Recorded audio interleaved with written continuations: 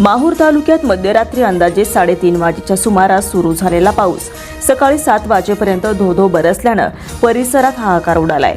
ढगफुटी सदृश्य झाल्याने पावसाने नदी नाले तुडुंब भरू वाहू लागलेत। याचा फटका ग्रामीण भागातील गावाला बसला तर वाई बाजार या गावात किमान 12 ते 15 दुकानात आणि अनेक घरात पाणी शिरलंय। रात्रीतून अचानक दुकानांमध्ये पाणी शिरल्यानं येथील वस्तू आणि मालाचं मोठं नुकसान झालंय।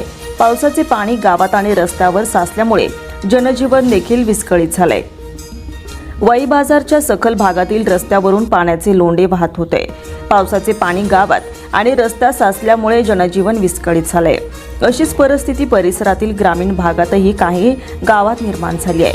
मराठवाडा विदर्भाचा संपर्क तुटलाय आणि पैनगंगा नदीला पूर आल्यानं काही तास वाहतूक देखील खोळंबलेली पाहायला मिळाली आहे।